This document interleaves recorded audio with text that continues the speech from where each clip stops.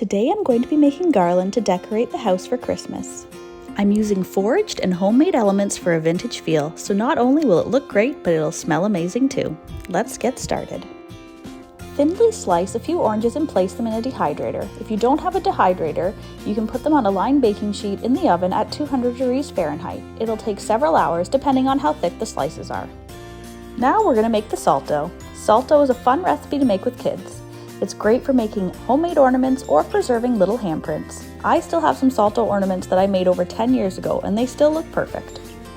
To make the salt dough, mix 4 cups of flour and 1 cup of table salt. Add in 1.5 cups of warm water and stir until the dough comes together. Tip it out onto a counter and knead for a few minutes until you have a smooth dough. Let the dough rest a few minutes and then roll it out with a rolling pin. It's a nice soft dough, so even little kids will be able to roll it out.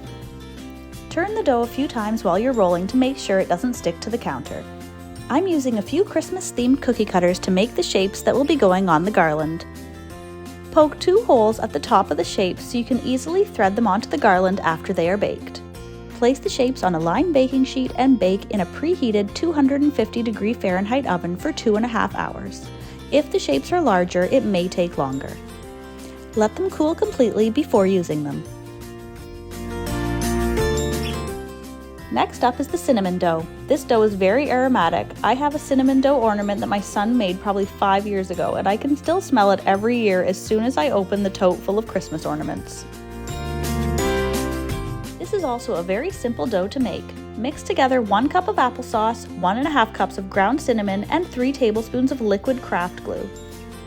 The dough is quite delicate. You'll need to roll it out between 2 pieces of cling film. I found the easiest way to cut and transfer the shapes to a baking sheet was to leave the dough inside the cookie cutter and then let the dough fall out onto the tray. Make a few holes in the shapes so you can thread them onto the garland later on. I used a wooden skewer. Bake the shapes in a preheated 200 degree Fahrenheit oven for 2.5 to 3 hours, depending on the size of your shapes. Let them cool completely before using them. Now for the foraged items. Go outside and collect things like pieces of evergreen, pine cones, or dried flowers.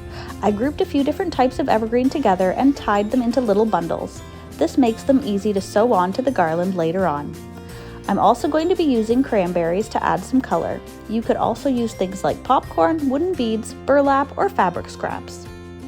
To assemble the garland, you'll need a large needle like a darning needle, tapestry needle, or an upholstery needle. Something with a big enough eye to thread a sturdy string. Some good options are things like jute twine, kitchen twine, or a thick embroidery floss. Thread your string through the first item and attach it with a double knot to secure it at the end. Then assemble the garland in whatever way looks good to you. For the dried orange slices, I made sure to thread the needle through twice at the top and tie a knot. That way the orange would lay flat instead of being turned on the side. For the salt and cinnamon dough, I made sure to make 2 holes beside each other like a buttonhole so they would also lay flat.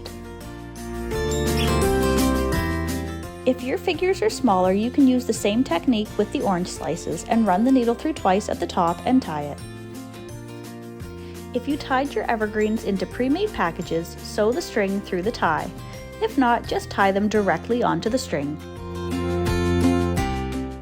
When the garland is complete, make sure to tie the string around the final element to hold everything in place. And now it's ready to decorate. You can make multiple strands to hang around the fireplace, on windows, going up the stairs, and to decorate bedrooms. Other than the fresh elements like the cranberries and evergreens, you'll be able to keep most everything else and reuse them year after year.